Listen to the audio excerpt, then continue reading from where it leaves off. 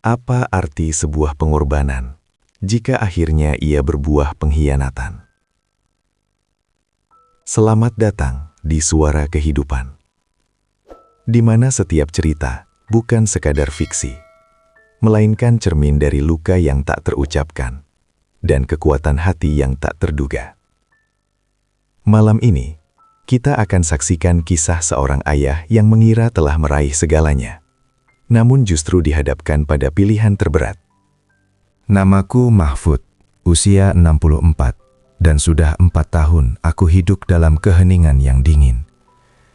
Keheningan ini dimulai sejak Rahmah, istriku, pergi meninggalkan dunia karena stroke.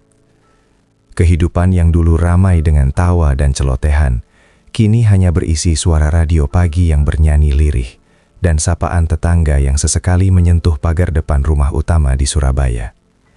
Aku, mantan pemilik perusahaan pengembang perumahan lokal yang pernah menaungi ratusan karyawan, kini hanya seorang duda yang membawa-bawa beban kenangan di setiap langkahnya. Pensiun yang kudambakan ternyata bukan istirahat, melainkan sebuah ruang hampa yang menuntut untuk diisi. Pagi ini, seperti ritual bulanan yang tak pernah absen, aku menyiapkan perjalanan ke Batu. Perjalanan ini adalah ziarah ke masa lalu yang paling indah, sebuah upaya egois untuk menunda perpisahan yang sesungguhnya. Aku meninggalkan Surabaya yang panas dan hiruk-pikuk, meninggalkan rumah megah yang terasa seperti museum kesendirian. Setiap putaran roda mobil seolah membawaku menjauh dari realita yang menyakitkan dan mendekatkanku pada pelukan memori yang menenangkan. Aku menyusuri jalanan dengan kaca jendela sedikit terbuka, membiarkan aroma dedaunan basah dan tanah gembur dari perbukitan mulai masuk, menyingkirkan aroma keringat dan kemacetan kota. Villa di perbukitan Batu ini bukan sekedar rumah liburan biasa. Ini adalah simbol masa pensiun bersama istri yang gagal terjadi. Setiap inci tanah, setiap inci dinding adalah hasil dari perbincangan malam kami di atas sketsa kertas. Kami membangunnya bersama, dari merancang pondasi yang kokoh seperti janji pernikahan kami, hingga memilih jenis keramik toilet yang Rahmah yakini akan memberikan kesan hangat. Aku ingat betul bagaimana kami berdebat tentang warna. Aku ingin warna putih modern yang bersih, tapi Rahmah menggeleng, senyumnya selembut sutra. Ia bersikeras memilih warna cat dinding kuning gading, sebuah warna yang kini terasa hangat namun juga sangat perih. Ia bilang, "Warna ini seperti cahaya lilin di malam hari, Mahfud. Hangat dan tidak pernah berjanji untuk terang benderang." Setiap kali aku menyentuhnya, aku seolah bisa merasakan kehangatan jemarinya yang dulu memilihnya. Genteng tanah liat merah itu, yang dulu kubantah karena aku ingin yang modern, kini menjadi penanda kesetiaan. Rahmah bersikeras, genteng ini menyerap panas matahari Mahfud dan menyimpannya sampai malam, sama seperti cintaku padamu. Villa ini bagiku adalah sebuah sumpah yang tak boleh dikhianati. Nilai materinya mungkin besar, tapi nilai spiritualnya tak ternilai, bahkan melebihi seluruh kekayaan yang pernah kumiliki. Di Batu, aku bisa bernafas tanpa merasa bersalah karena masih hidup. Disinilah satu-satunya tempat aku merasa kami berdua masih utuh. Aku sering duduk di teras, menatap hutan pinus yang membentang luas, sambil membayangkan Rahmah sedang menyiram tanaman hias di pot kecil yang dia tata rapi di sepanjang beranda. Di tengah semua kenangan yang begitu sakral ini, ada satu bayangan yang selalu datang dan merusak kedamaian.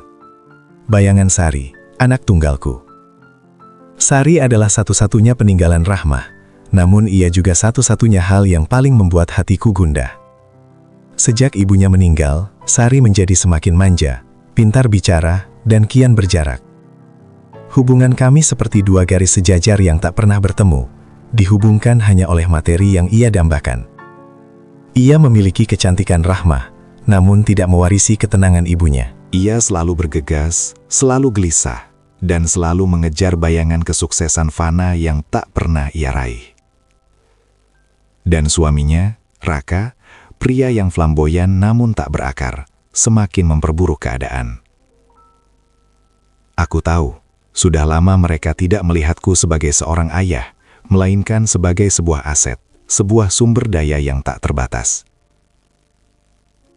Rasa gundah ini semakin menghimpit setiap kali aku teringat ucapan terakhirku pada Sari. Bahwa aku akan mewakafkan sebagian besar hartaku setelah meninggal.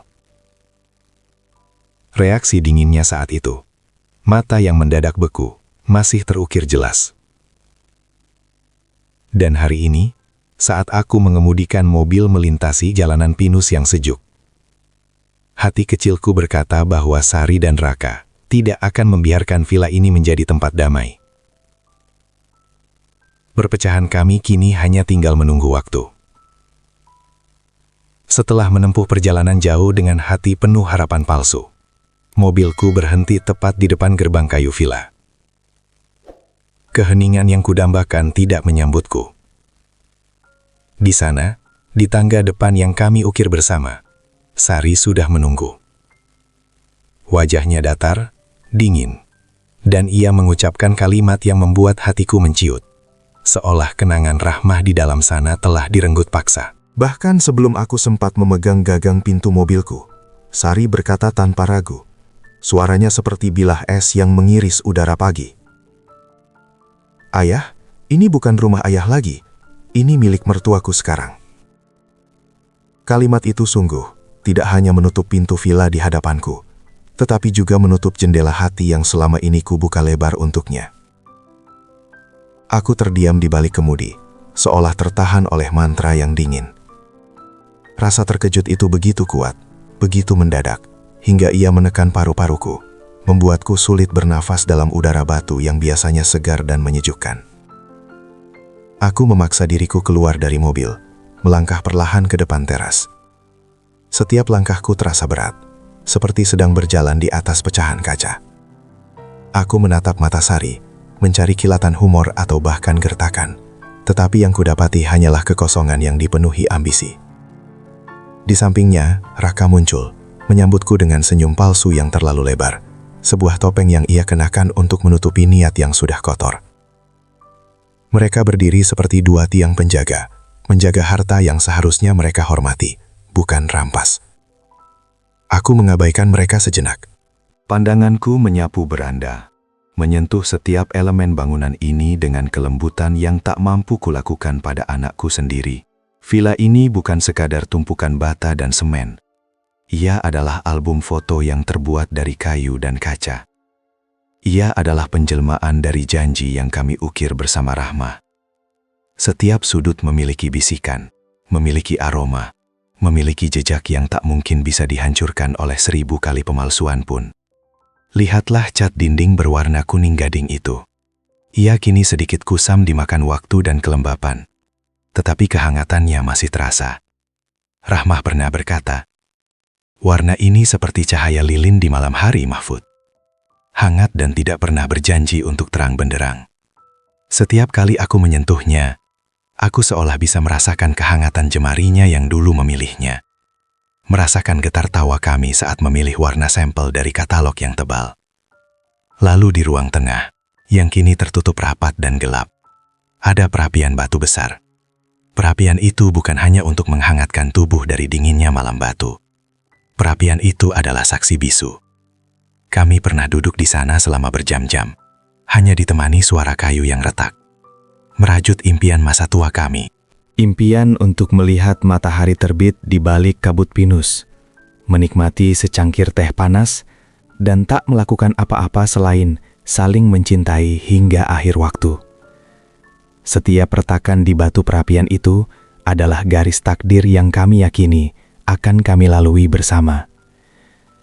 Di beranda depan ada 2 kursi rotan tua yang selalu kami duduki bersama. Kursi itu kini terdorong ke sudut, penuh debu, seolah diabaikan. Di sanalah kami menyaksikan matahari terbit yang kabur tertutup kabut, tempat kami berbagi rahasia kecil, dan tempat Rahmah sering menyandarkan kepalanya yang lelah di bahuku.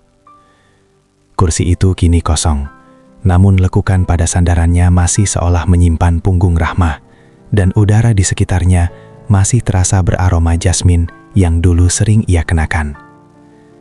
Dan yang paling sakral, kamar tidur utama. Di sana, di samping jendela yang menghadap ke lembah, ada meja kayu jati kecil tempat Rahmah menyimpan buku-buku tebalnya dan tempat ia selalu menulis surat cinta pendek untukku di pagi hari. Surat-surat itu kini kusimpan rapi, namun keberadaan meja itu di tempatnya adalah pengingat bahwa cinta kami pernah memiliki alamat fisik. Bahkan tanah liat merah pada genteng itu, yang dulu kubantah karena aku ingin yang lebih modern dan tahan lama, kini menjadi penanda kesetiaan dan filosofi hidup. Rahmah bersikeras. Genteng ini menyerap panas matahari, Mahfud, dan menyimpannya sampai malam. Sama seperti cintaku padamu. Ia butuh waktu untuk panas, tapi ia akan bertahan lebih lama. Villa ini, bagiku, adalah sebuah sumpah yang tak boleh dikhianati, sebuah warisan spiritual yang harus kulindungi mati-matian. Nilai materinya, yang mungkin bisa mencapai miliaran rupiah, tidak berarti apa-apa dibandingkan nilai spiritualnya. Sayangnya, ada hati yang tak pernah melihat keindahan sunyi ini. Ada mata yang hanya melihat bangunan ini sebagai aset, sebagai angka yang bisa ditukarkan dengan rupiah. Sari, anakku, dan suaminya Raka, mereka tak pernah mengerti. Mereka tak pernah merasakan keheningan yang penuh ini. Bagi mereka, villa ini adalah instrumen, bukan jiwa. Mereka hanya melihat villa ini sebagai pemecah masalah finansial mereka, sebuah perahu penyelamat dari badai utang yang tak pernah usai.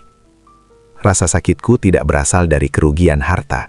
Rasa sakitku berasal dari kesadaran bahwa anakku telah merendahkan janji suci dan kenangan ibunya hanya demi menutupi kegagalan finansial yang berulang. Aku menatap Sari, mencari bayangan Rahmah, mencari jejak gadis kecil yang dulu kucintai tanpa syarat, tapi yang kutemukan hanyalah kehampaan. Dan aku tahu, perpecahan kami kini hanya tinggal menunggu waktu. Dan aku tahu, perpecahan kami kini hanya tinggal menunggu waktu. Rasa sakitku berasal dari kesadaran bahwa anakku telah merendahkan janji suci dan kenangan ibunya hanya demi menutupi kegagalan finansial yang berulang. Aku menatap Sari, mencari bayangan Rahmah, mencari jejak gadis kecil yang dulu kucintai tanpa syarat, tapi yang kutemukan hanyalah kehampaan. Sari, anak tunggalku, adalah satu-satunya yang tersisa dari rahim Rahmah. Dia adalah peninggalan yang paling berharga, namun juga yang paling rapuh dan bermasalah. Sejak ibunya tiada, Sari tumbuh dalam kemewahan tanpa Rahmah yang menjadi penyeimbang. Rahmah adalah jangkar, sosok yang sabar mengajarkan Sari arti dari kata cukup dan proses. Setelah jangkar itu patah, Sari hanyut dalam arus kemudahan yang kubangun. Aku yang sibuk mengurus bisnis dan menutupi kesedihan, hanya bisa memberikan uang dan fasilitas, berharap materi bisa menggantikan kehadiran seorang ibu. Kesalahan itu kini kembali menghantuiku, seperti gema yang tak kunjung hilang di lembah batu. Sari memiliki kecantikan Rahmah, mata yang besar dan sorot yang tajam. Namun ia tidak mewarisi ketenangan ibunya. Ia selalu bergegas, selalu gelisah, dan selalu mengejar bayangan kesuksesan fana yang tak pernah ia raih. Baginya, kebahagiaan diukur dari apa yang orang lain lihat. Merek tas, jenis mobil, besar rumah. Bukan dari kedalaman hati atau ketenangan jiwa. Pernikahannya dengan Raka, seorang pria muda yang flamboyan namun tak memiliki akar yang kuat, semakin memperburuk keadaan. Raka adalah sosok yang ahli merangkai mimpi, menjual harapan, tetapi lemah dalam mewujudkan konsistensi. Mereka adalah pasangan yang haus pengakuan, haus akan kehidupan yang tampak glamor di permukaan, tanpa peduli dengan fondasi di bawahnya. Mereka sering datang menemuiku di Surabaya, bukan untuk bertanya tentang kesehatanku, apalagi tentang kenangan Rahmah, melainkan untuk membicarakan bisnis baru, atau lebih sering, untuk meminta pinjaman yang tak pernah berujung pengembalian. Setiap kali mereka meminta, selalu ada cerita dramatis yang menyertai. Ini kesempatan emas ya, tapi kami kurang modal sedikit saja. Atau, jika ini berhasil, semua utang lunas ya, kami janji. Aku tidak pernah menghitung nominalnya. Sebagai seorang ayah, Aku selalu percaya bahwa membantu anak adalah keharusan.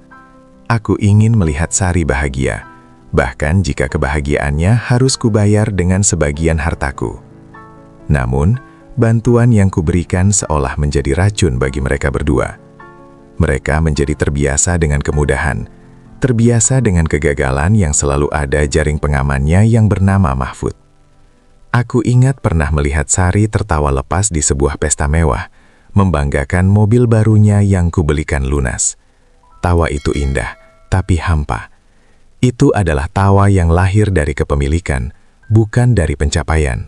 Kontras dengan Rahma, yang tawa terlepasnya selalu muncul saat kami berdua berhasil menanam bunga mawar yang berbunga lebat, atau saat kami berhasil memperbaiki keran bocor tanpa memanggil tukang. Setiap kali Sari dan Raka datang, aku melihat senyum yang dipaksakan dan mata yang penuh perhitungan, bukan kasih sayang seorang anak. Aku sadar, sudah lama mereka tidak melihatku sebagai seorang ayah yang butuh perhatian, melainkan sebagai sebuah bank berjalan, sebuah sumber daya yang tak terbatas yang bisa dieksploitasi kapan saja. Konflik batin ini selalu menghantuiku saat aku berdiri di depan cermin. Apakah aku gagal mendidiknya? Apakah cinta yang terlalu besar justru menjadi belenggu yang menghancurkannya? Pertanyaan itu selalu mencekik, dan aku tidak pernah punya jawaban yang damai. Villa di Batu ini adalah satu-satunya benteng terakhirku, satu-satunya hal yang tidak akan kuserahkan, karena ia adalah janji kepada mendiang istriku. Aku pernah berkata kepada Sari, di malam peringatan 2 tahun wafatnya Rahmah, jika ayah sudah tidak ada, villa ini boleh kau jual, tapi tidak sekarang. Sekarang, ia adalah tempat ayah berbicara dengan ibumu. Tempat kami berdua masih bisa menghirup udara yang sama. Sari hanya mengangguk, namun matanya menunjukkan ketidaksabaran yang menusuk. Seolah aku sedang menunda-nunda penyerahan hadiah yang sudah menjadi haknya. Dan kini, setelah menempuh perjalanan jauh dengan hati penuh harapan palsu, mobilku berhenti tepat di depan gerbang kayu villa. Di sana, di tangga depan yang kami ukir bersama, Sari sudah menunggu. Wajahnya datar, dingin, dan ia mengucapkan kalimat yang membuat hatiku menciut.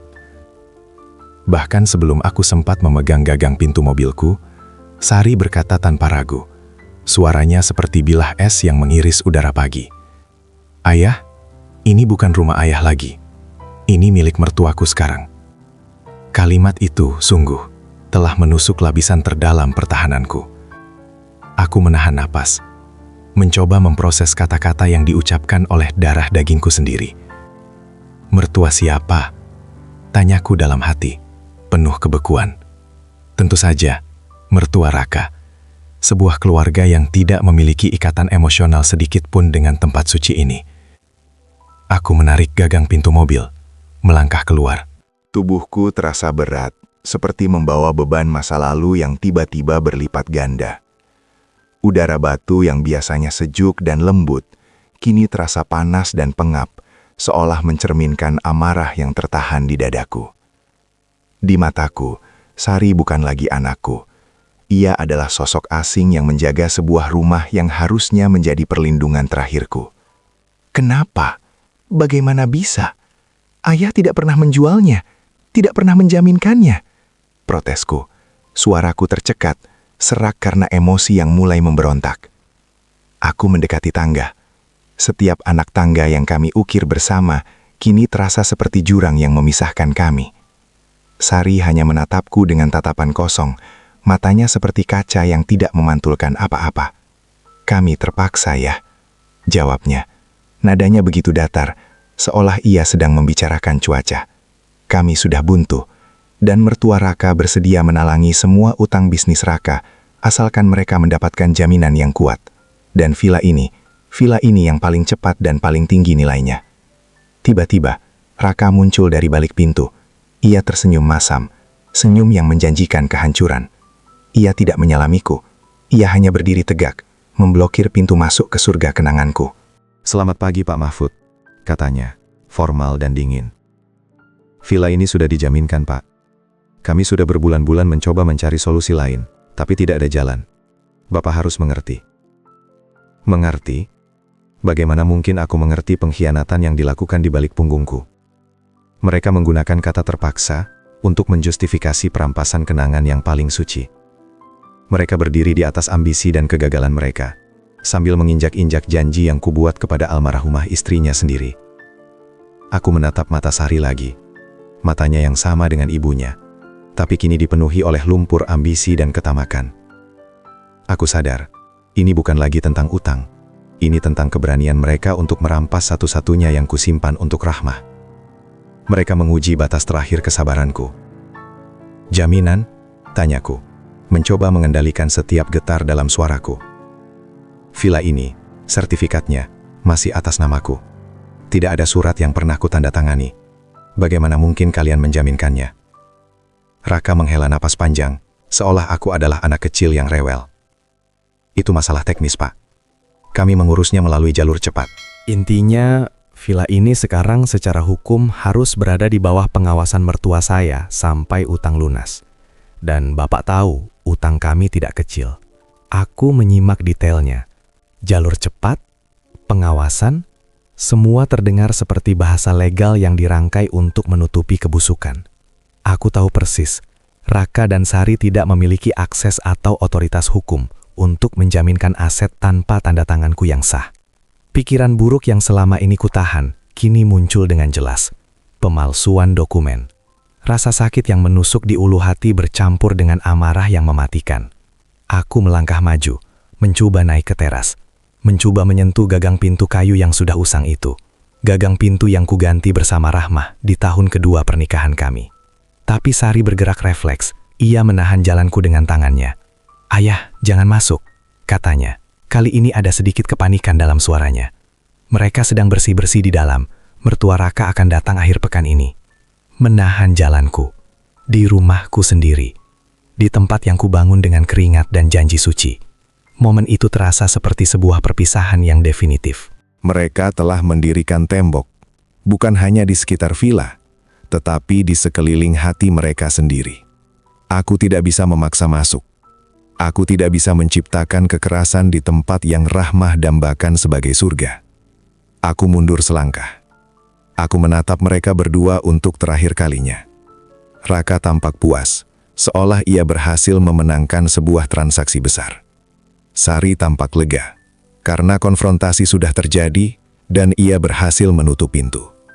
Aku tidak mengucapkan selamat tinggal. Aku hanya berbalik, kembali ke mobil. Aku harus kembali ke Surabaya. Bukan untuk lari, melainkan untuk mengumpulkan kekuatan dan membongkar semua kebohongan ini. Aku harus mendapatkan kembali villa ini, bukan hanya untuk diriku, tetapi untuk menegakkan kebenaran. Aku berjanji pada diriku, dan pada bisikan Rahmah yang kini terasa jauh di balik pintu tertutup itu, bahwa aku dipaksa bertindak, bukan demi harta, tapi demi janji suci yang kupeluk erat. Aku tidak mengucapkan selamat tinggal. Aku hanya berbalik, kembali ke mobil. Aku harus kembali ke Surabaya, bukan untuk lari, melainkan untuk mengumpulkan kekuatan dan membongkar semua kebohongan ini. Meninggalkan Sari dan Raka berdiri di tangga itu adalah tindakan terberat. Sebuah deklarasi perang tanpa kata-kata. Aku dipaksa bertindak, bukan demi harta, tapi demi janji suci yang kupeluk erat. Aku duduk kembali di kursi pengemudi, mematikan mesin, dan menarik nafas dalam-dalam. Aku tidak menyalahkan mobil. Aku butuh waktu beberapa menit untuk menenangkan badai yang berkecamuk di dada. Semua perkataan Raka berputar-putar di benakku. Diulang-ulang seperti kaset rusak yang dipenuhi klaim-klaim palsu. Raka, dengan udara sok tahu seorang pengusaha yang terpuruk, telah menjelaskan situasinya. Villa ini sudah dijaminkan, Pak. Proyek impor kami gagal total. Kerugiannya sangat besar, melebihi apa yang bisa kami tutupi. Ia mencoba membangkitkan rasa iba, menyebutkan potensi penjara, mencoba memposisikan dirinya dan Sari sebagai korban dari takdir kejam. Namun, di balik narasi kesedihan itu, aku mencium bau anyir kebohongan yang sistematis. Aku menyimak detailnya. Ganti rugi ke siapa? Dan kenapa mertuamu yang ambil alih? Raka menjelaskan bahwa mertuanya, ayah Raka, yang kini menjadi kreditur utama. Mereka memberikan pinjaman untuk menutupi utang bisnis, dan sebagai gantinya, villa ini dijadikan jaminan dengan perjanjian tertulis. Raka bahkan berani mengklaim bahwa sertifikat sudah dialihkan sementara melalui jalur cepat. Kata-kata itu, jalur cepat dan dialihkan sementara, adalah kunci yang membuka kecurigaanku. Aku telah lama berkecimpung dalam dunia properti dan hukum.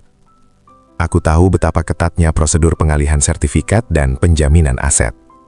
Aset sekelas villa batu, yang nilainya fantastis, tidak mungkin bisa dialihkan atau dijaminkan tanpa kehadiran dan tanda tangan resmi pemilik aslinya, Mahfud. Aku tidak pernah menghadiri proses itu. Aku tidak pernah menandatangani selembar kertas pun yang berisi surat kuasa penuh. Bagaimana mungkin mereka bisa mengalihkan sertifikat tanpa tanda tanganku yang sah? Pertanyaan itu kini menjadi palu yang memukul kepalaku. Tiba-tiba, aku ingat. Beberapa bulan lalu, Sari pernah memintaku menandatangani beberapa berkas kosong dengan dalih untuk memperbaharui data bank dan administrasi pensiun yang katanya rumit. Saat itu aku sedang sakit flu berat, dan penglihatanku agak kabur. Aku ingat, Sari meyakinkanku dengan senyum manis dan sentuhan di tanganku, mengatakan bahwa ia akan mengurus sisanya. Aku, dengan mata yang lelah dan hati yang percaya, menandatanganinya tanpa membaca detilnya. Aku, seorang pengusaha ulung yang membangun kerajaan dari nol, jatuh ke dalam jebakan sederhana yang dipasang oleh anakku sendiri. Rasa bodoh itu kini bercampur dengan rasa dikhianati. Mereka tidak hanya memanfaatkan cintaku, tetapi mereka juga memanfaatkan kelemahanku. Dan yang paling parah, mereka memalsukan tanda tanganku di atas sebuah surat kuasa penuh. Surat kuasa yang memberikan hak kepada Sari untuk menjaminkan villa batu kepada pihak ketiga. Raka dan Sari tidak hanya berusaha mengambil villa batu. Mereka melakukan kejahatan hukum, sebuah pemalsuan yang keji, untuk menutupi kegagalan bisnis mereka. Mereka telah melewati batas yang tidak termaafkan. Ini bukan lagi tentang uang atau villa. Ini tentang integritas, tentang harga diri. Aku menyalakan mesin mobil. Udara dingin batu kini terasa menyegarkan, memberikan kejelasan yang kubutuhkan. Aku harus segera kembali ke Surabaya, ke kantor notaris langgananku, dan ke ahli grafologi. Aku harus membongkar kebohongan ini, bukan dengan amarah yang meledak-ledak, melainkan dengan ketenangan seorang pria yang sudah kehilangan segalanya, kecuali kebenaran. Aku berjanji, aku akan mendapatkan kembali villa ini, melindungi janji Rahma, dan mengajarkan Sari dan Raka pelajaran tentang harga sebuah kejujuran. Aku harus kembali ke Surabaya, ke kantor notaris, ke ruang arsip, mencari tahu di mana kebusukan ini berawal. Perjalanan pulang dari Batu terasa sunyi, dingin, dan jauh lebih panjang daripada perjalanan saat berangkat. Setiap tikungan, setiap lembah yang kulewati, seolah menertawakan kebodohanku. Bagaimana seorang pria yang pernah membangun sebuah kerajaan bisnis dengan perhitungan yang tajam, bisa jatuh ke dalam perangkap paling sederhana yang dipasang oleh anak kandungnya sendiri. Aku menggenggam erat kemudi, bukan karena takut kehilangan kendali mobil, melainkan takut kehilangan kendali atas amarah dan kesedihan yang menggerogoti. Setibanya di Surabaya, aku tidak langsung pulang ke rumah yang terasa seperti museum kesendirian. Aku segera menuju kantor notaris langganan keluargaku, Pak Haris. Pak Haris adalah seorang profesional tua yang telah menjadi saksi bisu hampir semua transaksi pentingku selama 3 dekade terakhir. Aku yakin Pak Haris tidak akan terlibat dalam permainan kotor ini, dan itu adalah satu-satunya jaring pengaman yang kupunya saat ini. Kantor Pak Haris berbau kertas tua dan tinta, sebuah aroma yang biasanya menenangkan, tetapi hari ini terasa mencekik. Aku menceritakan semua kejadian di Batu, tentang klaim Sari dan Raka, tentang villa yang dijaminkan, dan tentang penolakan mereka mengizinkanku masuk. Aku menjaga nada suaraku setenang mungkin, meskipun setiap kata yang keluar terasa seperti belati yang mengiris tenggorokanku. Pak Haris mendengarkan dengan seksama. Keningnya berkerut penuh kekhawatiran yang tulus. Pak Mahfud, ini tidak mungkin. Sertifikat villa batu itu adalah aset pribadi Bapak. Dan terakhir kali saya mengecek, tidak ada surat pengalihan atau penjaminan yang melewati kantor saya, ujarnya. Suaranya sedikit gemetar. Ia segera mencari arsipnya, mencari di antara tumpukan dokumen tebal yang tersimpan rapi dalam lemari besi. Beberapa saat kemudian, ia kembali dengan wajah pucat, memegang 2 dokumen. Yang pertama adalah salinan sertifikat hak milik SHM Villa Batu, yang memang masih jelas tertulis atas namaku. Yang ini aman, Pak, katanya, lega. Namun, ia kemudian menunjukkan dokumen kedua, yang membuat darahku serasa membeku. Itu adalah surat kuasa penuh penjaminan aset. Surat kuasa yang memberikan hak penuh kepada Sari, anakku, untuk menjaminkan Villa Batu kepada pihak ketiga, ditandatangani dan disahkan 3 bulan lalu. Surat itu seolah-olah ditandatangani di hadapan seorang saksi dan distempel. Tanganku bergetar saat memegang surat itu. Aku tidak pernah menandatangani surat kuasa penuh. Tidak akan pernah. Apalagi untuk aset sesakral Villa Batu yang kuanggap sebagai peninggalan suci Rahmah. Pak Mahfud, ini ada tanda tangan dan cap jempol Bapak di hadapan seorang saksi dan disahkan oleh notaris lain di luar kota, kata Pak Haris, nadanya cemas. Tanda tangan ini, apakah Bapak ingat pernah menandatangani ini, meskipun dalam kondisi tidak fokus? Aku menatap tanda tangan di sana. Iya, sekilas itu adalah tanda tanganku, tapi ada keraguan yang menusuk di dadaku. Tanda tangan itu terlalu rapi, terlalu sempurna. Tidak seperti coretan spontan yang biasa kulakukan saat terburu-buru atau saat sedang sakit.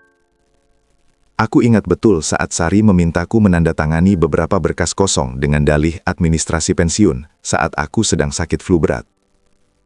Aku ingat sentuhan tangannya yang lembut, kata-katanya yang menenangkan. Tenang saja ya, ini hanya administrasi. Sari, anakku. Ia tidak hanya mengkhianatiku secara emosional dengan mengambil keputusan tanpa restu. Ia juga merencanakan kejahatan hukum, sebuah pemalsuan yang keji.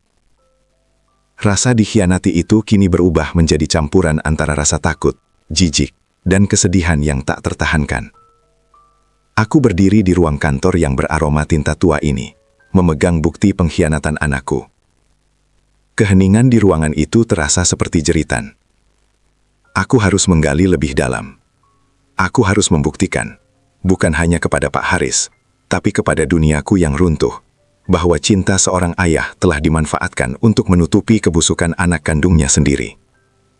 Aku harus mencari ahli untuk mengonfirmasi kecurigaanku, untuk memberikan senjata kebenaran yang tidak bisa Sari dan Raka sangkal dengan air mata palsu. Aku harus mendapatkan bukti nyata, sebuah senjata logis, untuk melawan air mata dan rayuan yang menipu. Meninggalkan kantor Pak Haris, aku tidak langsung pulang. Rasa nyeri di ulu hati yang kurasakan sejak di Batu, kini terasa seperti terbakar, mendesakku untuk segera mencari kejelasan. Aku harus memvalidasi kecurigaanku, mengubah firasat seorang ayah yang terluka, menjadi fakta yang tak terbantahkan di hadapan hukum. Aku segera menuju ke temanku, Pak Bimo. Beliau adalah ahli grafologi ternama, teman lama yang pernah membantuku menyelesaikan sengketa bisnis bertahun-tahun lalu. Kantornya jauh dari hiruk-pikuk kota, sebuah ruang sunyi yang terasa seperti laboratorium rahasia. Aku menyerahkan surat kuasa yang mencurigakan itu, bersama dengan beberapa dokumen lama yang asli bertanda tanganku. Dokumen-dokumen asli itu, yang berisi coretan spontanku, akan menjadi pembanding suci untuk membongkar kebohongan yang keji ini. Aku duduk di ruang tunggu, membiarkan waktu merangkak lambat. Aku tidak mampu membaca, tidak mampu berbicara, hanya mampu menatap dinding yang kosong, memutar ulang kenangan masa kecil Sari. Kenangan saat ia dengan bangga menunjukkan nilai ulangannya yang terbaik. Wajahnya berseri-seri mengharapkan pujianku. Kenangan saat ia memelukku erat setelah Rahmah meninggal, berjanji akan menjagaku. Bagaimana mungkin gadis kecil itu bisa berubah menjadi sosok yang merencanakan kejahatan begitu rapi, begitu dingin. Beberapa jam terasa seperti berhari-hari. Setiap detik dipenuhi oleh pertarungan batin.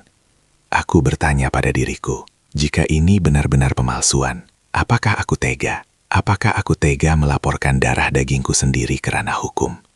Apakah kebenaran sepadan dengan hancurnya satu-satunya ikatan yang tersisa?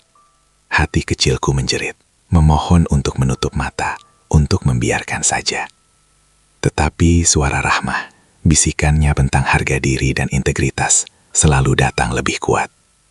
Akhirnya Pak Bimo kembali, wajahnya serius, matanya memancarkan rasa kasihan yang mendalam. Ia meletakkan 2 dokumen itu di atas meja, di bawah lampu sorot yang terang benderang, menunjuk ke tanda tangan di surat kuasa penuh itu dengan ujung pena tajam. "Mahfud," katanya, suaranya pelan dan penuh kehati-hatian. "Lihatlah ini, di sini, tekanan pena tidak konsisten." Ada keraguan di beberapa stroke, terutama pada ujung huruf D dan lakukan F. Tanda tangan ini dibuat dengan menjiplak atau meniru, jelasnya. Perhatikan cara pena berhenti dan mulai lagi. Itu menunjukkan kurangnya keyakinan dan spontanitas yang ada pada tanda tangan aslimu.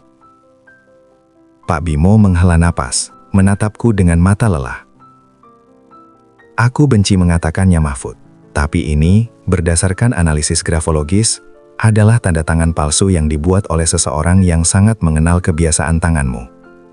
Seseorang yang memiliki akses ke dokumen aslimu dan memiliki waktu untuk mempelajarinya. Konfirmasi dari Pak Bimo adalah pukulan telak yang membuat lututku lemas. Bukan orang asing, bukan musuh bisnis, melainkan Sari dan Raka. Mereka yang melakukannya. Mereka memalsukan tanda tangan seorang ayah yang tak pernah meminta balasan atas semua pemberiannya. Aku merasakan nyeri fisik di ulu hatiku. Selama ini, aku hanya dikhianati secara emosional. Kini, aku dikhianati secara hukum dan moral. Kepercayaan adalah pondasi, dan pondasi itu kini telah dihancurkan hingga ke akarnya. Di tengah amarah yang membara, aku merasakan kesedihan yang jauh lebih besar. Mengapa mereka tidak jujur? Mengapa mereka tidak datang memohon kepadaku? Aku pasti akan membantu mereka menemukan jalan keluar yang lebih terhormat. Tapi mereka memilih jalan pintas, jalan yang melibatkan kebohongan dan pemalsuan. Aku memegang laporan ahli grafologi itu, kini bukan sebagai bukti kejahatan, melainkan sebagai nisan atas hubungan ayah dan anak yang baru saja terkubur. Aku harus segera memutuskan, menggunakan bukti ini untuk membersihkan namaku dan Villa Rahmah, atau membiarkan rasa cinta ayah menghancurkan kebenaran. Aku memegang laporan ahli grafologi itu, kini bukan sebagai bukti kejahatan, melainkan sebagai nisan atas hubungan ayah dan anak yang baru saja terkubur. Aku kembali ke rumah Surabaya yang sepi, rumah yang dulu kurancang sebagai sarang kebahagiaan. Ruangan itu terasa dingin, meskipun pendingin udara sudah kumatikan. Aku duduk di sofa kulit yang besar, membiarkan kelelahan fisik dan kesedihan emosional membanjiri tubuhku. Di sampingku tergeletak laporan yang menyebutkan nama Sari dan Raka tanpa perlu disebutkan, karena hanya merekalah yang mampu melakukan kejahatan seintim ini. Konfirmasi pemalsuan tanda tangan adalah pukulan yang mengubah permainan. Ini bukan lagi sekadar sengketa keluarga atau masalah utang piutang. Ini adalah kriminalitas. Dan yang menjadi penjahatnya adalah darah dagingku sendiri yang kubesarkan dengan kasih sayang tak terbatas. Aku ingat, semua kegagalan bisnis Sari, mulai dari catering yang bangkrut hingga toko online yang ditipu rekan bisnis, selalu kututupi. Aku adalah pemadam kebakaran pribadinya. Saat ia menangis di bahuku karena ditipu, wajahnya basah dan tampak begitu rapuh, aku memeluknya erat dan berkata, "Ayah akan bereskan, jangan khawatir, uang bisa dicari lagi." Aku selalu menyelamatkannya. Aku memberinya uang, aku membersihkan namanya, aku bahkan membelikan rumah yang lebih besar, agar ia dan Raka bisa menenangkan diri dari badai kegagalan. Cinta seorang ayah seharusnya menjadi sayap yang mendorong anak untuk terbang tinggi. Namun bagi Sari, cintaku telah menjadi belenggu. Belenggu yang membuatnya tidak pernah tumbuh, tidak pernah bertanggung jawab atas kesalahannya. Ia tahu ayah akan selalu ada di sana, menjadi penyangga yang tak pernah roboh.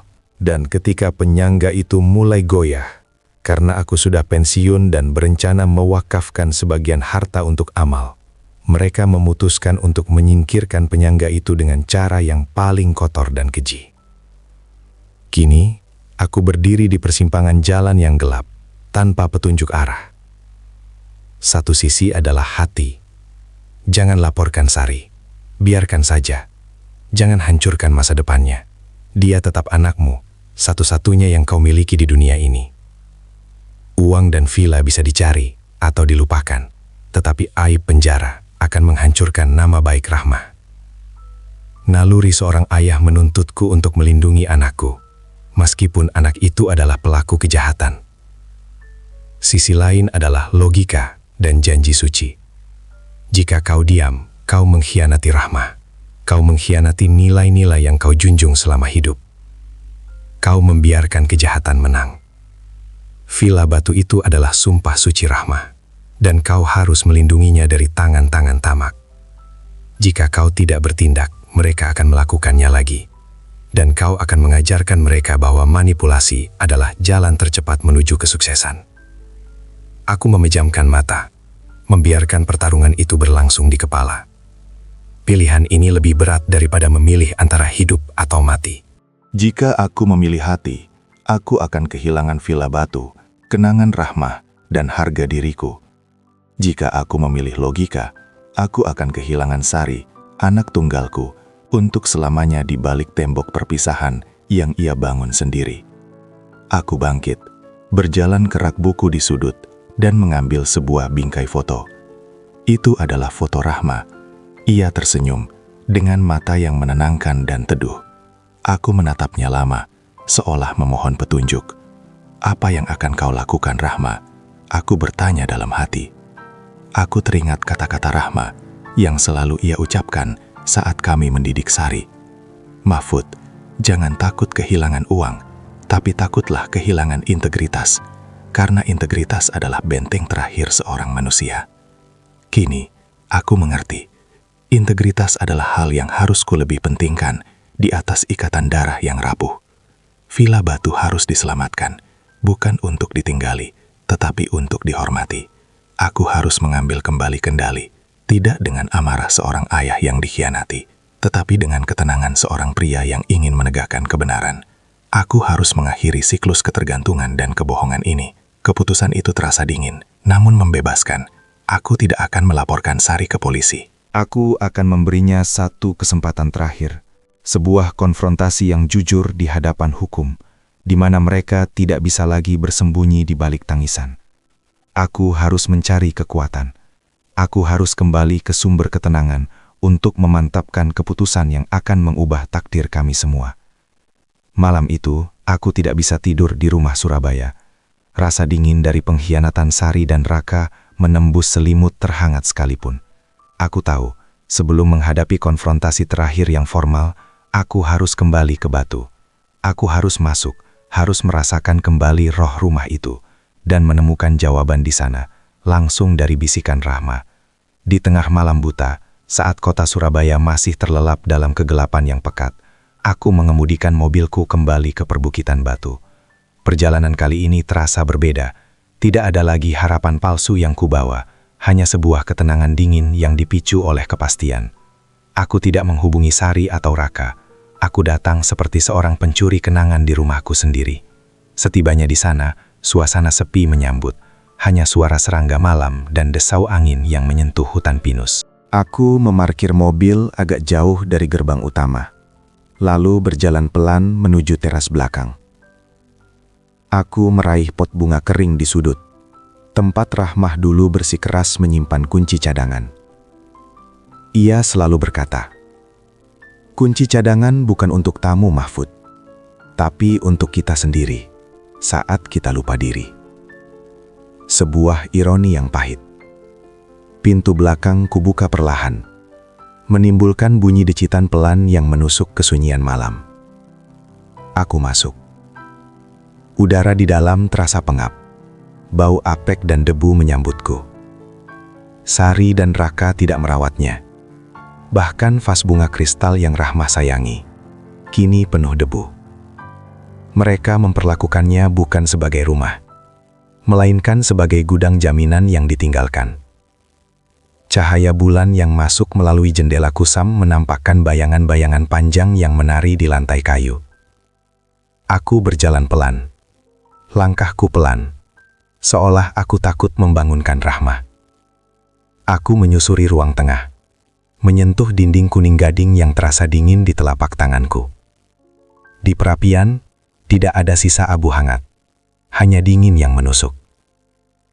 Aku menuju tempat yang paling sakral, kamar tidur utama. Di sana, aku duduk di tepi ranjang. Aku memeluk bantal yang berbau samar seperti wewangian Rahmah yang lembut, aroma yang kini hanya ada dalam ingatan. Aku memejamkan mata, mencoba mengingat suara tawanya, suara bisikannya. Mahfud, jangan terlalu keras pada Sari, tapi jangan terlalu memanjakannya juga. Bisikan itu seolah terdengar jelas, bergema dari masa lalu. Ajari dia tentang harga diri, bukan harga uang.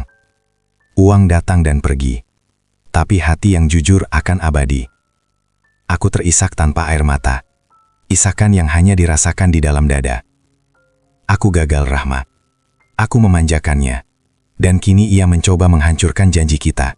Bisikku keheningan. Apa yang harus kulakukan?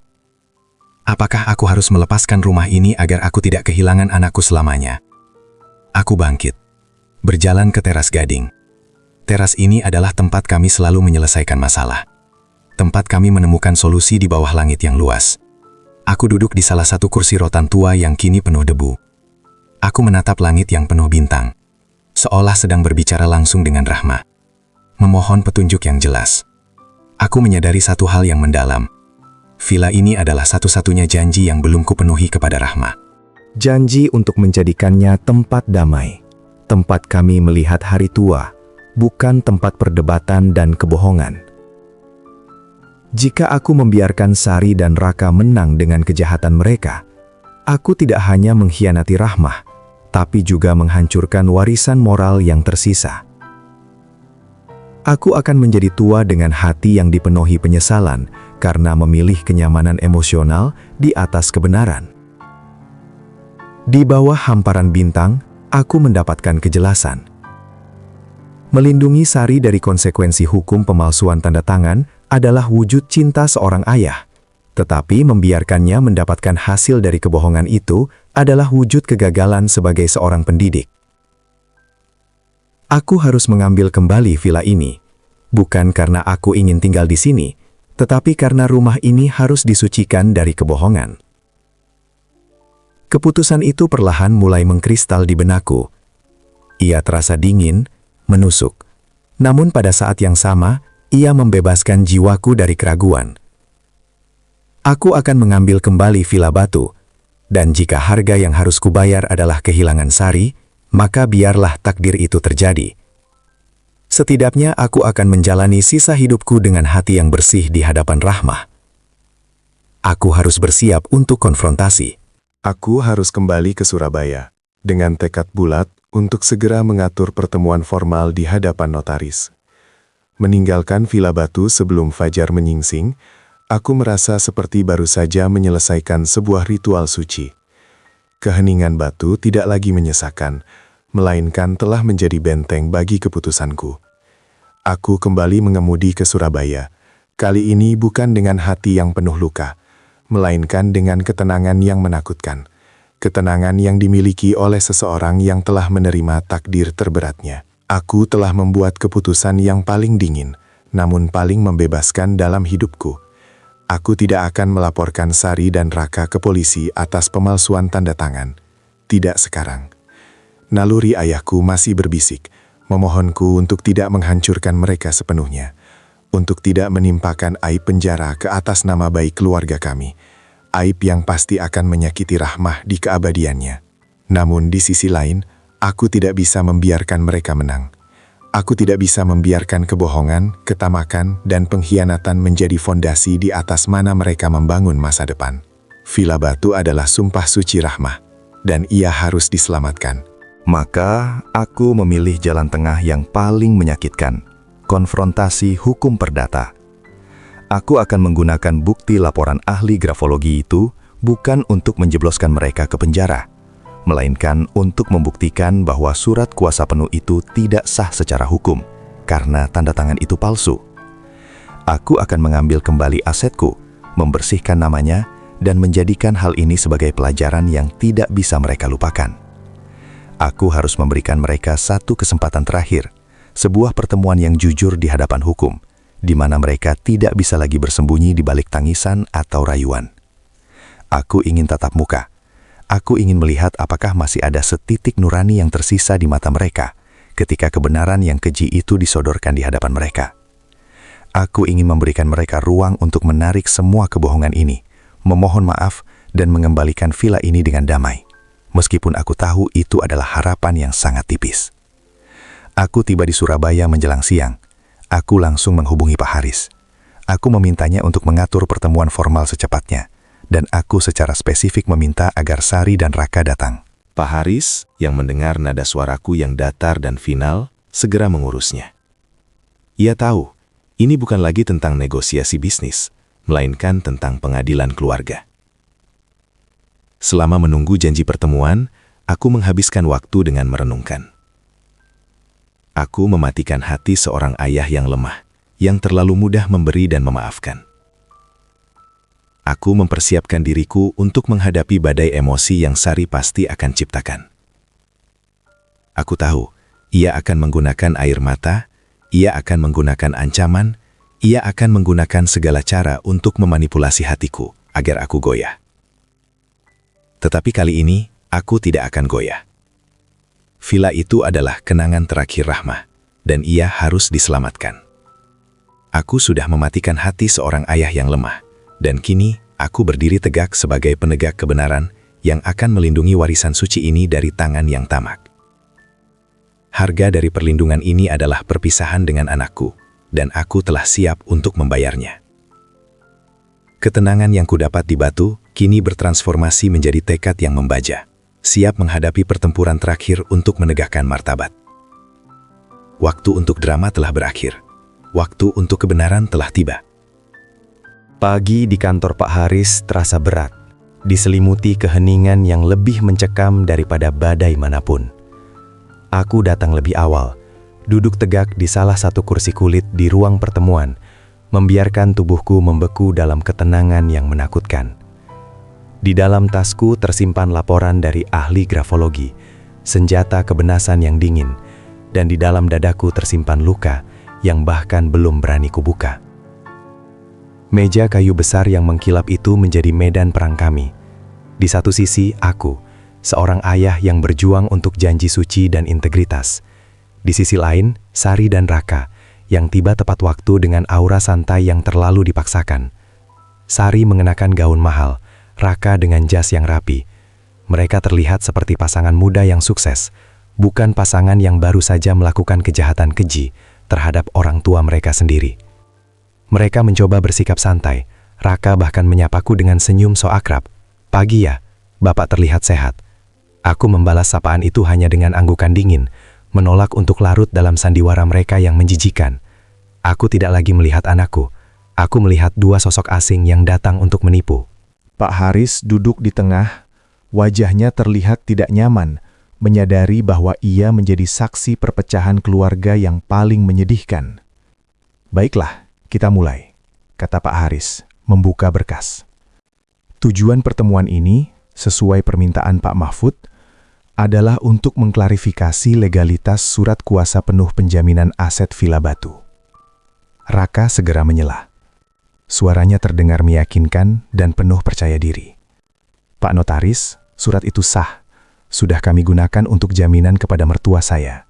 Kami sudah menutupi utang dan villa itu kini secara hukum di bawah pengawasan mereka. Kami sudah jujur kepada ayah. Ayah yang lupa bahwa ia pernah menandatanganinya." Sari di sampingnya mengangguk setuju. Matanya memancarkan tuduhan tak terucapkan, bahwa aku sang ayah yang kini pikun dan egois. Aku menahan napas. Ini adalah momennya. Aku harus menyerahkan bukti, tidak dengan amarah, tetapi dengan kejelasan yang mematikan. Aku mengeluarkan amplop berisi laporan ahli grafologi dan salinan surat kuasa palsu itu. Aku mendorong amplop itu ke tengah meja, perlahan. Aku datang bukan untuk mendengar alasan kalian, Raka, kata Tu. Suaraku datar, tanpa emosi, seolah aku sedang membacakan putusan pengadilan. Aku datang untuk menunjukkan bukti bahwa surat kuasa yang kalian gunakan adalah palsu. Ruangan itu mendadak hening, seolah udara pun berhenti berputar. Sari dan Raka terdiam. Sari yang tadinya terlihat santai, tiba-tiba menjadi pucat. Raka meraih dokumen itu, membacanya cepat, dan wajahnya langsung memerah karena marah. Rasa malu yang berusaha ia tutupi dengan kemarahan. Ia menggebrak meja. Ini fitnah, Pak. Kami tidak memalsukan apapun. Ini semua tanda tangan Bapak. Aku tetap duduk tegak. Mataku menatap langsung ke mata Sari. Aku punya laporan dari ahli grafologi. Kau tahu itu palsu, Sari. Kau memanfaatkan kelemahanku saat sakit, dan kau memalsukan tanda tangan seorang ayah yang tak pernah meminta balasan atas semua pemberiannya. Kalian tidak hanya mengambil harta, kalian mengambil integritasku. Konfrontasi besar itu telah dimulai. Emosi di ruangan itu segera meledak. Sari melihat Raka mulai terdesak, memilik senjata paling ampuhnya, air mata. Ia menjatuhkan diri ke kursi, mulai menangis terseduh-seduh, memeluk Raka erat-erat. Wajahnya bersembunyi di bahu suaminya. Air mata itu membanjiri wajahnya, sebuah pertunjukan yang dirancang sempurna untuk memohon simpati. Tangisan Sari memenuhi ruangan kantor notaris yang formal itu. Sebuah melodi histeris yang menusuk-nusuk hati setiap orang yang mendengarnya, kecuali aku. Aku telah mempersiapkan diriku untuk sandiwara ini, telah memasang benteng kokoh di sekeliling hatiku.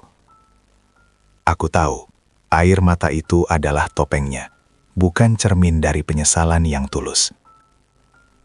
Ayah tega menuduhku penjahat, teriak Sari, suaranya parau. Kami melakukan ini demi kami bisa hidup ya, utang Raka mencekik kami.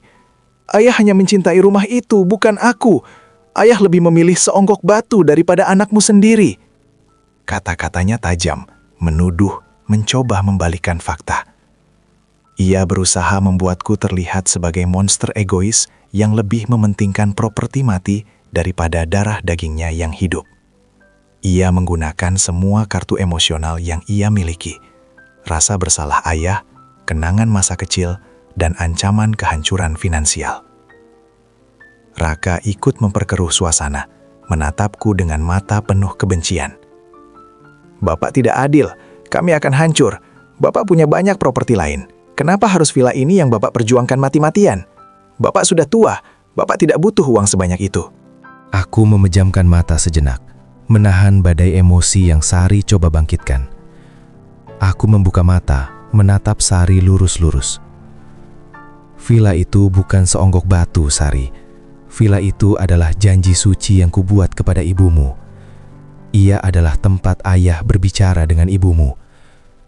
Itu tidak bisa ditukarkan dengan utangmu, dan apalagi dengan kebohonganmu.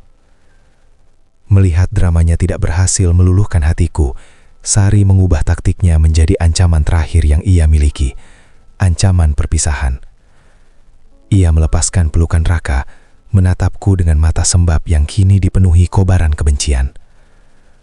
Baik, ambil saja rumah itu, ambil semua.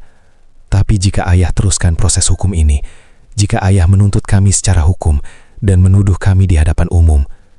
Ia menarik napas dalam-dalam, suaranya bergetar antara amarah dan kesedihan yang dipaksakan. Kami akan pergi, kami akan putuskan hubungan selamanya. Jangan pernah cari kami lagi. Ancaman itu menghantamku. Ini adalah pilihan sulit yang harus kubuat. Kebebasan hukum atas villa itu, atau ikatan darah yang rapuh dengan anak tunggalku. Aku menatap matanya dalam-dalam, mencari kejujuran, mencari setitik penyesalan. Aku hanya menemukan keangkuhan yang mematikan, ego yang besar, dan tekad untuk menyalahkanku atas kegagalan mereka sendiri. Di momen itu, aku menyadari bahwa hubungan kami sudah lama mati. Yang tersisa hanya ilusi ikatan darah. Aku hanya menemukan keangkuhan yang mematikan, ego yang besar, dan tekad untuk menyalahkanku atas kegagalan mereka sendiri. Ancaman Sari untuk memutuskan hubungan selamanya tidak membuatku goyah, justru menguatkan tekadku. Jika ia memilih pergi hanya karena kebohongannya terbongkar, maka hubungan ini memang sudah mati sejak lama dan tidak layak untuk kupertahankan. Aku tidak akan membiarkan ancaman menjadi pemenang.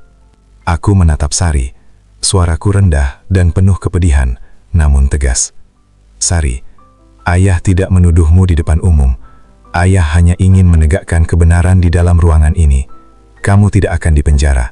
Ayah tidak akan menuntut pidana. Tetapi ayah tidak akan membiarkan kebohongan ini menang. Kamu harus belajar bahwa setiap tindakan, sekecil apapun, memiliki konsekuensi. Aku menoleh ke Pak Haris, yang sedari tadi hanya diam, menyaksikan kehancuran emosional ini. Pak Haris, teruskan proses hukum. Saya akan mengajukan tuntutan perdata untuk membatalkan surat kuasa penuh dan mendapatkan kembali aset saya berdasarkan bukti pemalsuan yang sah. Keputusan itu adalah pilihan yang pedih. Aku memilih harga diri dan janji kepada Rahma di atas kelemahan seorang ayah yang terlalu merindungi. Aku berdiri di atas kebenaran, tetapi di saat yang sama, aku sedang mengubur hubungan dengan anakku sendiri. Ini adalah set ending yang kumulai di tengah cerita. Raka berdiri, meraih lengan Sari dengan kasar.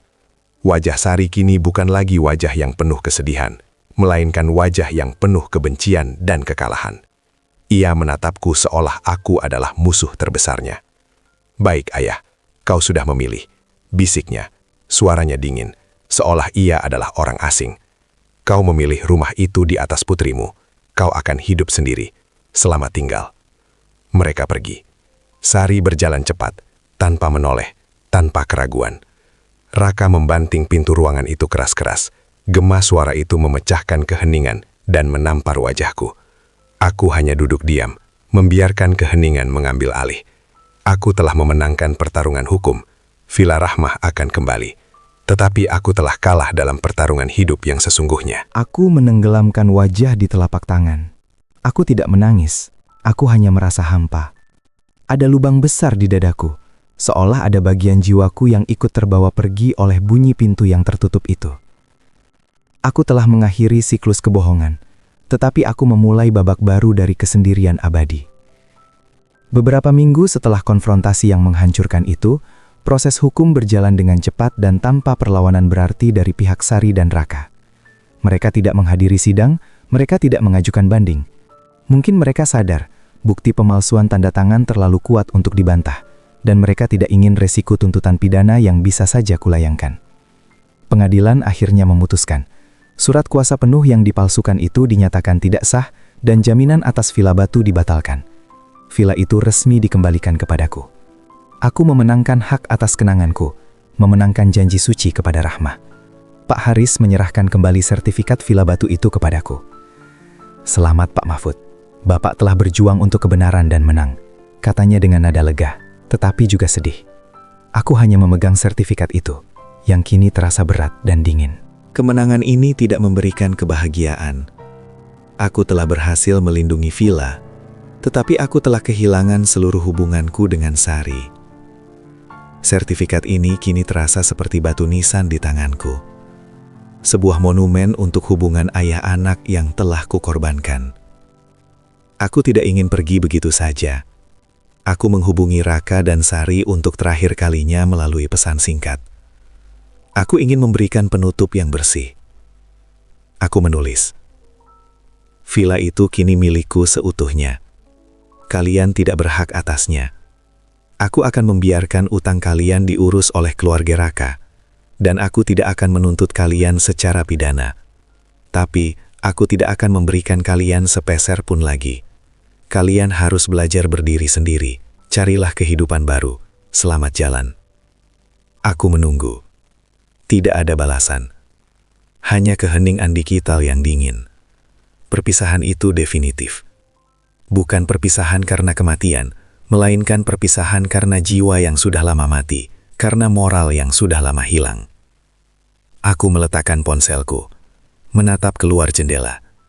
Hujan mulai turun, membasahi kota Surabaya. Aku berdiri di sana, merasakan dinginnya kesendirian. Aku telah menjadi pemenang, seorang pria yang berhasil menegakkan integritas, namun pemenang yang kehilangan satu-satunya yang ia miliki di dunia ini. Tapi di tengah kesendirian itu, muncul secercah rasa pembebasan.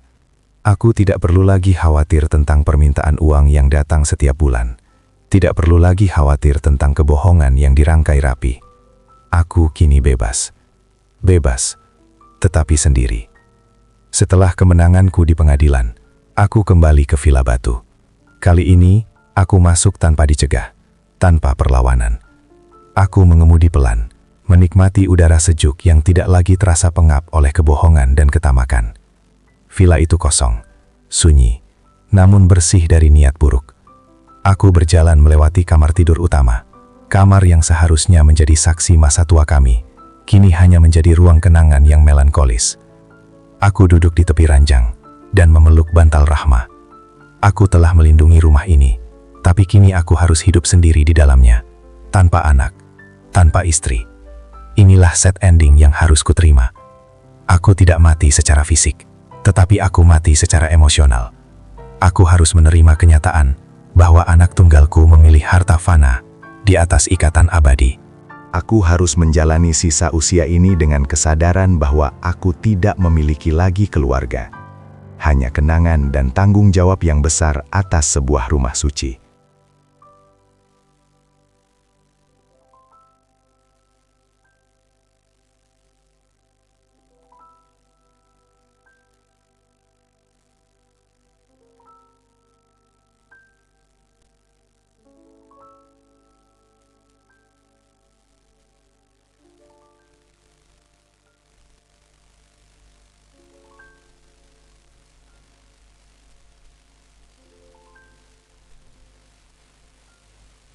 Duduk di teras gading yang pernah menjadi tempat kami merajut janji, aku mengambil keputusan terberat sekaligus paling membebaskan dalam hidupku. Sebuah keputusan yang akan memutus mata rantai konflik selamanya.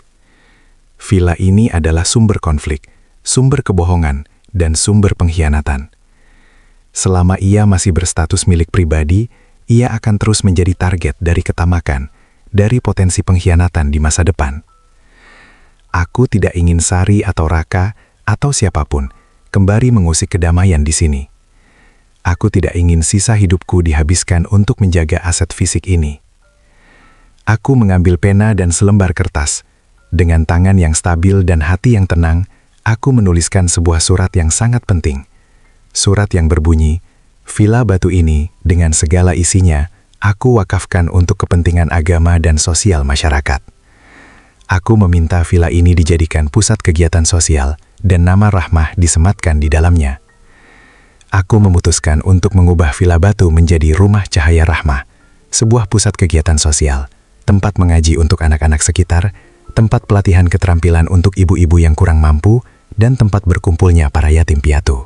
Dengan ini, aku memutus rantai kepemilikan pribadi atas aset ini, menjadikannya warisan yang sesungguhnya. Warisan yang tidak bisa diuangkan, tidak bisa dijaminkan, dan tidak bisa dipalsukan. Ia adalah warisan makna, bukan materi. Aku menghubungi Pak RT setempat dan seorang ulama yang kuhormati.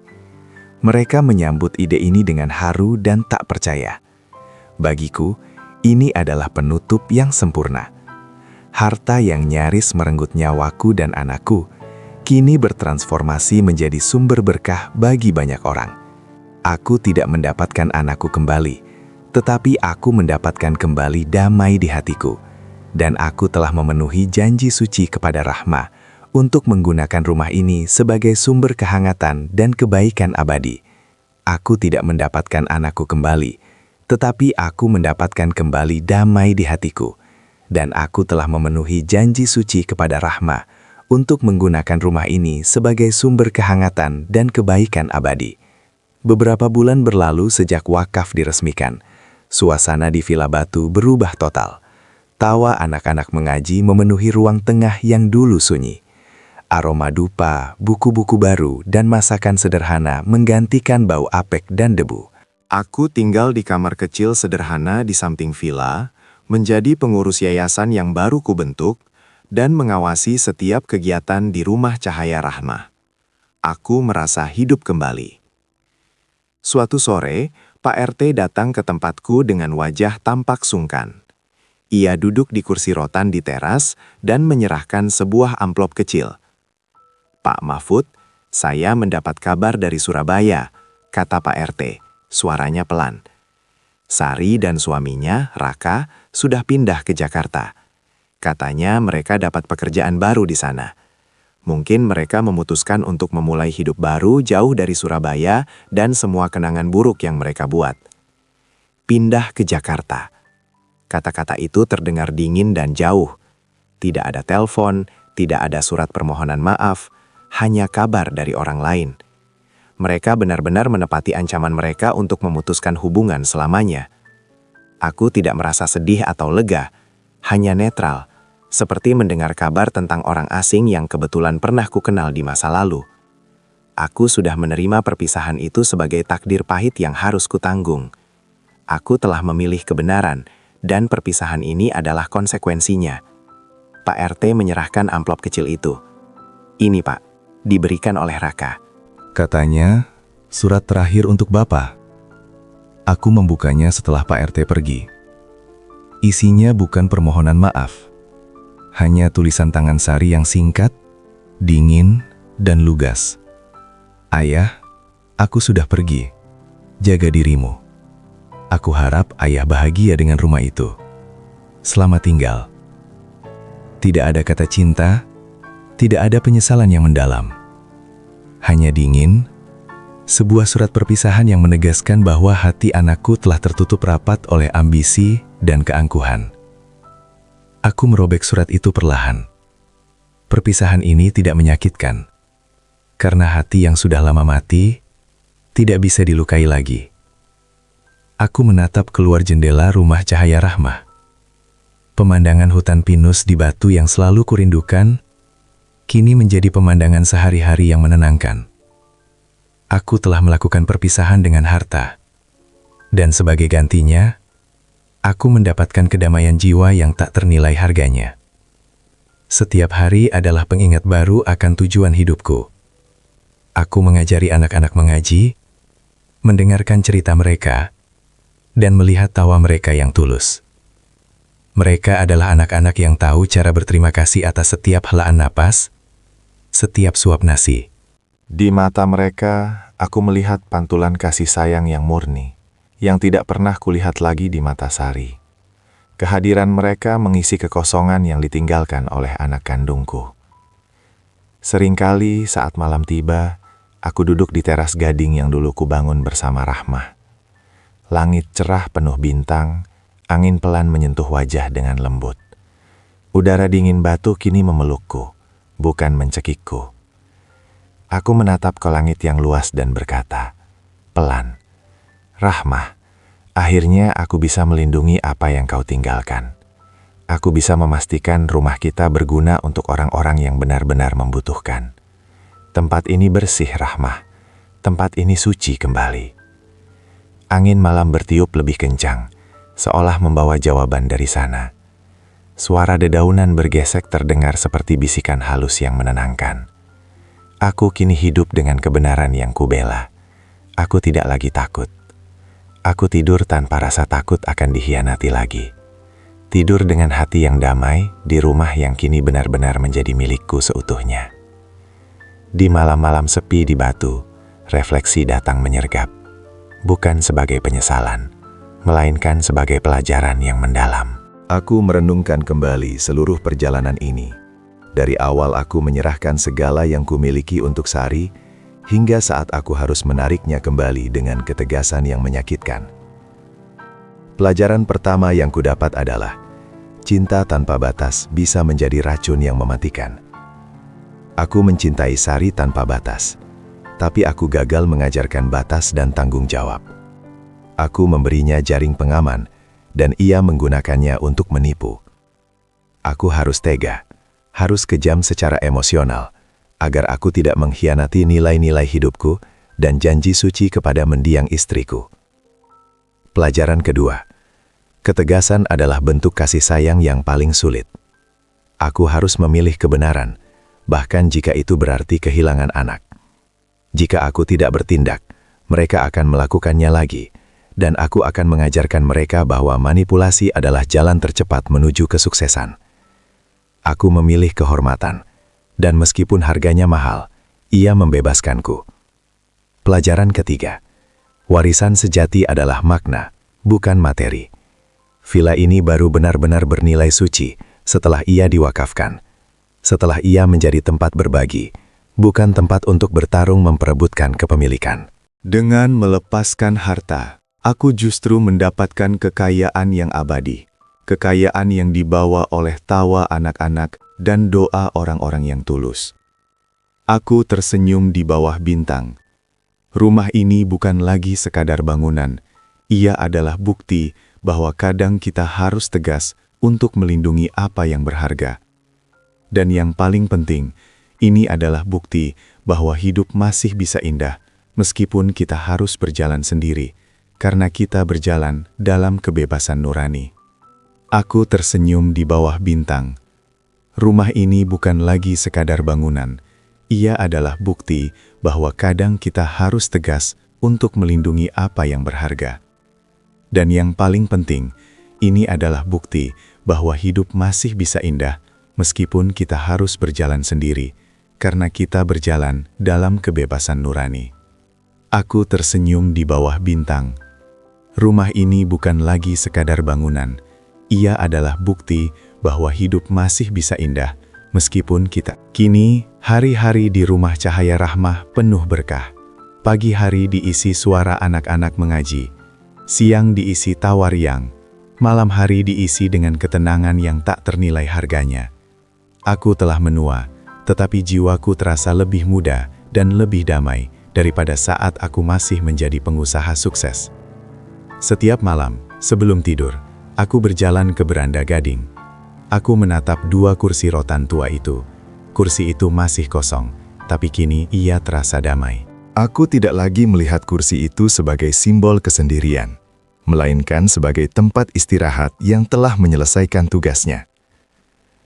Aku telah memaafkan Sari dan Raka, bukan karena aku melupakan pengkhianatan mereka, tetapi karena pengampunan adalah kunci yang membuka pintu penjaraku sendiri. Aku melepaskan mereka dan membiarkan mereka menghadapi konsekuensi dari pilihan mereka. Aku yakin hidup akan mengajarkan Sari pelajaran yang tidak bisa kuajarkan. Aku masuk ke kamar, merebahkan diri di ranjang yang kini terasa dingin namun suci. Aku memejamkan mata, memeluk kenangan Rahmah dengan hati yang utuh. Aku tidur tanpa rasa takut, tidur dengan kesadaran bahwa aku telah memenuhi janji. Janji untuk menjaga kehormatan, janji untuk memilih kebenaran, dan janji untuk menemukan kedamaian sejati di ujung senja hidupku. Inilah akhir kisah Mahfud, seorang ayah yang menemukan bahwa warisan terbesar bukanlah uang yang ia tinggalkan, melainkan nilai-nilai yang ia pertahankan. Ia kehilangan anak kandung, tetapi ia mendapatkan kembali jiwanya dan memenuhi janji cinta abadi. Tentu, sebagai penulis fiksi profesional 2025-12-11, berikut adalah closing statement yang puitis, emosional, dan kuat untuk penutup kisah Mahfud dengan merangkum tema inti dari kehilangan, integritas, dan kedamaian sejati. Penutup, warisan yang tak terjual. Dan untuk pertama kalinya setelah sekian lama, aku tidur tanpa rasa takut akan dikhianati lagi. Tidur dengan hati yang damai di rumah yang kini benar-benar menjadi milikku seutuhnya. Besok pagi akan ada lagi suara anak-anak mengaji. Akan ada lagi tawa ibu-ibu yang belajar membuat kerajinan. Akan ada lagi kehidupan yang bermakna di tempat yang dulu hampir dirampas dari tanganku. Rumah ini bukan lagi sekadar bangunan. Ia adalah monumen yang didirikan di atas puing-puing pengkhianatan. Ia adalah bukti bahwa kadang kita harus tegas untuk melindungi apa yang berharga, bahkan jika harga ketegasan itu adalah perpisahan dengan darah daging sendiri. Aku kehilangan satu-satunya anak kandungku, tetapi aku mendapatkan kembali integritas dan janji suciku pada Rahmah. Aku kehilangan harta yang fana, tetapi aku mendapatkan kembali jiwa dan kedamaian yang abadi.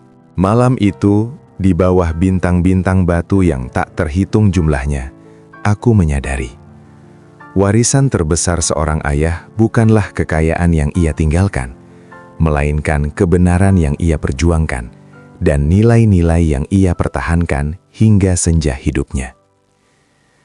Kisah Mahfud berakhir bukan dengan kembalinya seorang anak yang hilang, melainkan dengan kelahiran seorang pria baru yang menemukan surga sejatinya, bukan di dalam kemewahan, melainkan di dalam kesucian dan kebermanfaatan. Ia telah memilih, dan kini ia hidup dalam cahaya pilihannya, di rumah cahaya rahmah. Tempat cinta rahmah kini bersinar abadi, menerangi jalan bagi mereka yang membutuhkan.